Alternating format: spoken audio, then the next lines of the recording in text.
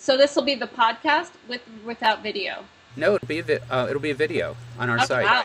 Oh man, I should have spruced up a little Look, bit. you just look like an artist in your Cambridge, Mass apartment. Yeah. Oh, thank you. Yeah. This is Art Brodsky from Public Knowledge here in our World Central headquarters, and I'm talking with Elisa Kreisinger. Is that right? Yep. Oh, good. I got it right. I remembered from meeting you at a conference on Open Video in New York a couple of months ago, and loved one of the remixes that you put up for one of the panels, which is why we're talking today. And so I thought that might be a good way to get us into the discussion. So, are you a fan of the Real Housewives of New York? Yes and no. I'm a fan, but I think part of being a fan also involves being a critic of it. So I was a fan, and I think it is one of the more interesting series of the Bravo franchise of Real Housewives. And I think that because the women are involved in their own careers. The show really made heterosexuality look compulsory, which is why I thought it was such an interesting um, deviation from the normal Bravo Housewives franchise, which is why I decided to remix it. So I would say yes, I'm a fan of the Real Housewives of New York City, not Real Housewives as a franchise of Bravo. Uh, so tell us how you came to turn the Real Housewives into the Queer Housewives. Sure. Well, it was a similar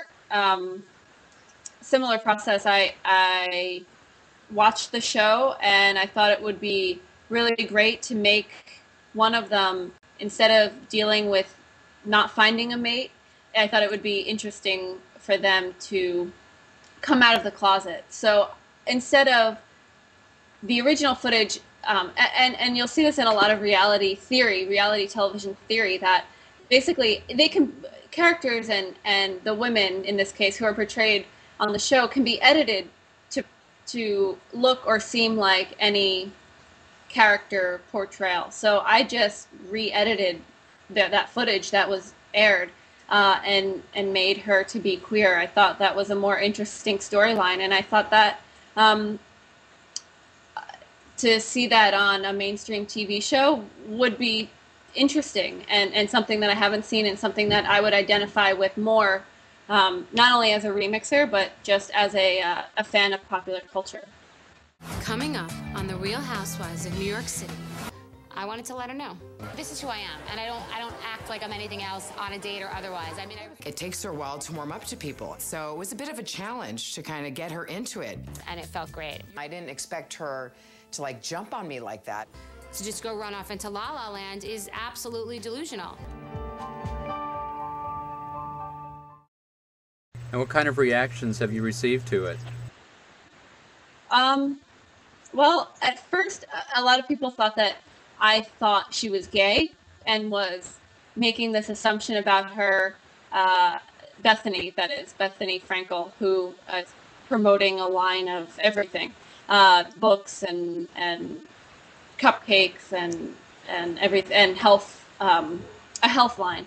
So people thought that I was, in many ways, trying to sabotage this image that she was creating as a result of the TV show, which is why on the YouTube comments, I clearly said, I don't think she's gay. I just think that this is an interesting take on a reality television show, an example of how people can be portrayed in different lights and be re-edited to be portrayed as something else. One of the things that you said at the conference is that you've never received a takedown notice. Right. Yeah. So even from this one from Bravo, you still haven't heard from them. No, I haven't, and part of it is because it's only had,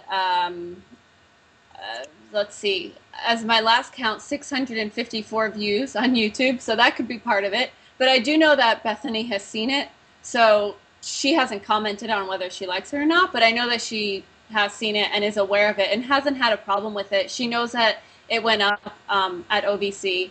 She knows I was there presenting it. She knows the theory of why I made her in particular queer.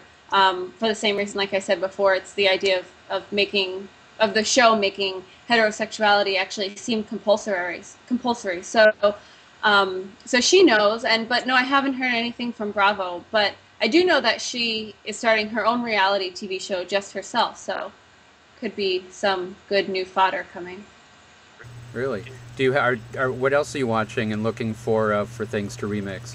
Well, currently, Toddlers and Tiaras is a good one.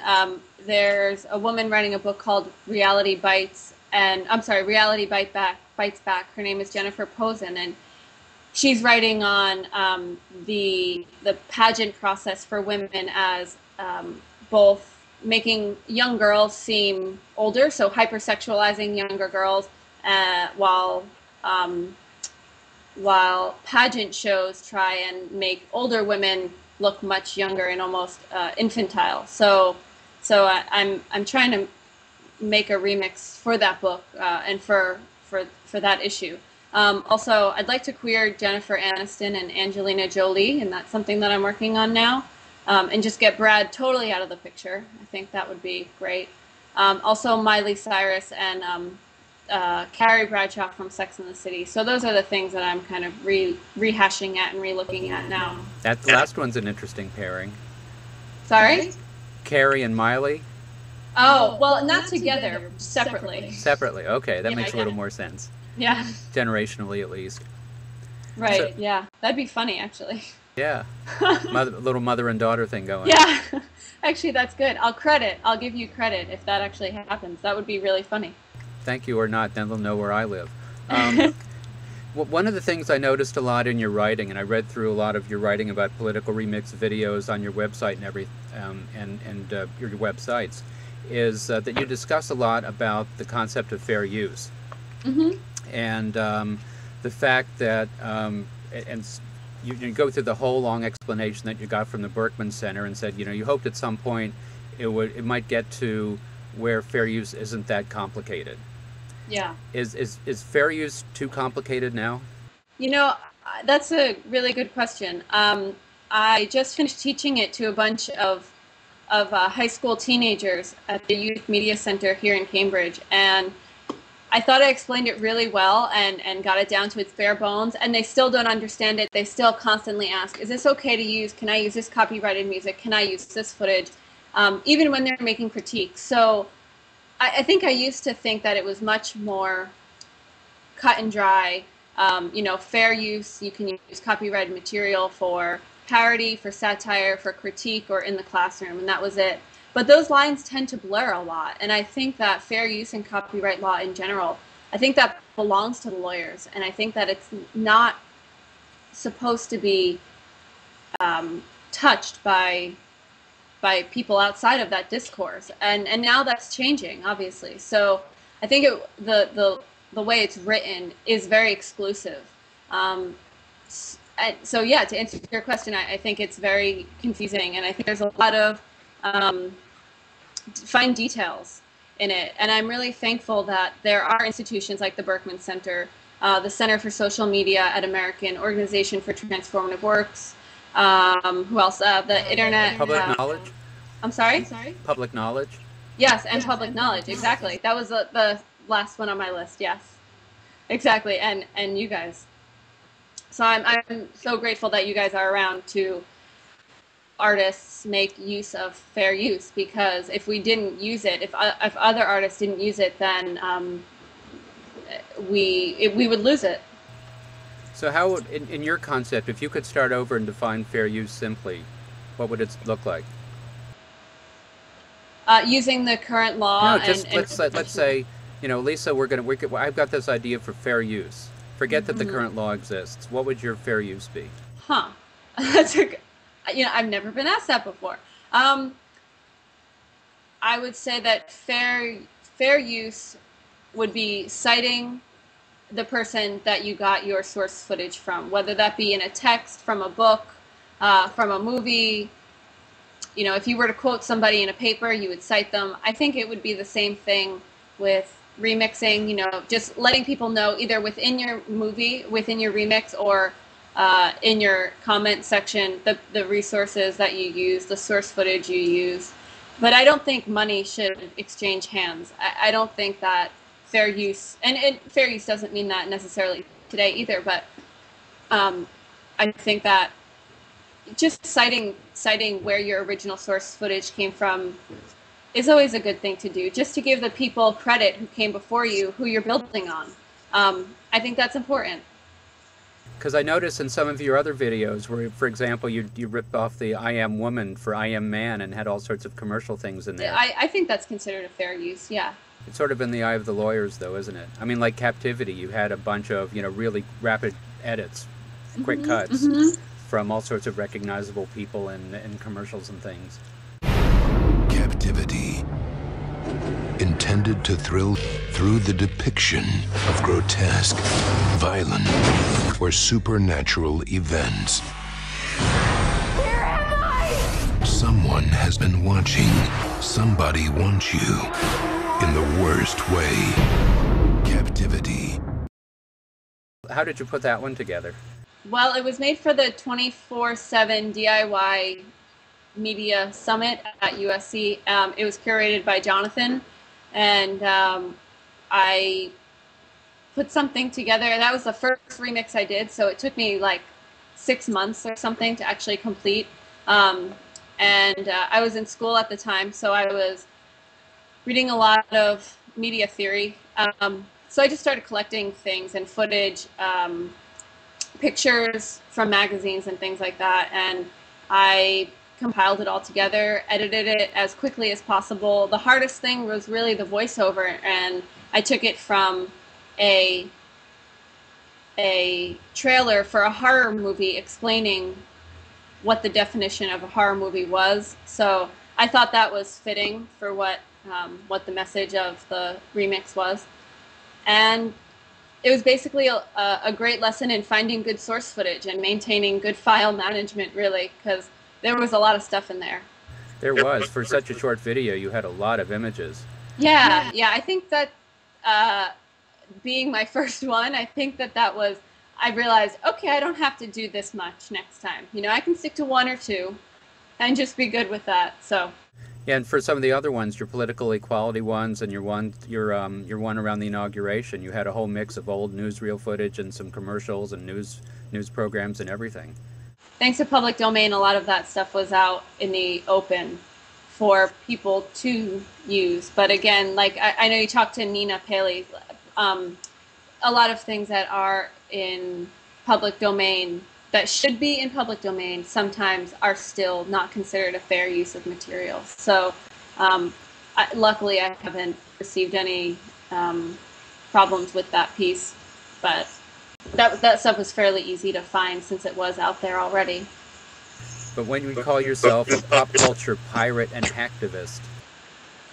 Yeah, I like that. I like the hacktivist term. I do too. Oh, good. Okay. But you're asking for trouble, right? Yeah. One hopes not. No, I hope not either. So what's your next thing?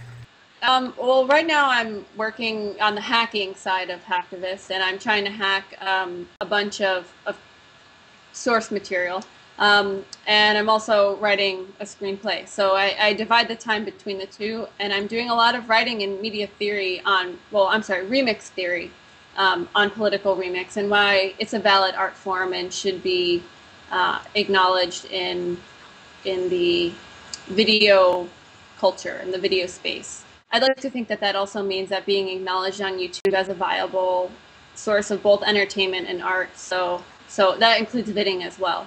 And I think that Vidders have really gotten the short end of the stick out of this whole deal. They are the oldest Vidding community out there, and they've been making work for like 35 years, and they can't find a home anywhere to rebuild their community. So I think, so that's what I'm writing on now is media and remix theory and homes for these really meticulously well edited remixes. So like Vimeo is not the new home or a new home? Vimeo is, yeah. A lot of people were on iMeme, which got taken down in June. And Vidders have never felt really welcome on YouTube. So how come? Why? First of all, explain to our folks what a Vidder is and why aren't they welcome on YouTube? it's a fan-oriented remix, often edited to a copyrighted pop culture song, usually. And they don't feel comfortable on YouTube. They find the interface not specific enough for their use. There's no place to have a discourse. There's no place to have discussion. They find it hard to use. Second of all, they feel like there's a lot of bad vids on YouTube that are not made in the Vidding community and that don't acknowledge the art form or the history that Vidding has come out from, or grown from. So that's the other reason. And the third reason is because they don't acknowledge Vidding as a fair use of copyrighted content. So they're being issued takedown notices much more than remixes are. So one last thing. So in your research on this paper that you're writing on remix and video, do you think that the fact that we have all these tools now, like the Skype we're talking on, like the all the videos you can pull down from public domain, does the copyright law need to be rewritten? So from an age when obviously you couldn't do any of this stuff till now, is it a concept question or is it a technology question? I think remixers are on the front line of that battle between copyright law and technology. I think that there's no way that copyright law can keep up with technology. I think it moves too fast, and there's no way we can keep continuing to make copyright law to catch up with technology. That being said, I think that copyright law needs to be a little bit looser and not so restrictive. I know that at one time it began as a way to protect artists, and now it's doing just the opposite. But I don't think that copyright law is good artists versus bad corporate lawyers. I think that and I don't know why I think that, because I don't really know the details of it, but I feel like it's a much more complicated issue, and I understand why corporations want to have their stuff copyrighted and not remixed, because they want complete control over it. But I don't think that they benefit from that complete control other than monetarily. But I think that's a great question. I think that remixers are definitely on the front lines of this battle between copyright and technology. The organizations I mentioned before are really helpful in navigating those murky waters for remixers to utilize the copyright laws that exist in their favor, if there are any, which would, for the most case, be fair use. But yeah, I definitely, to answer your question more specifically, I do think that copyright laws have to be less restrictive for artists and for culture in general. Fabulous. All Well, right. thanks very much. Bye-bye.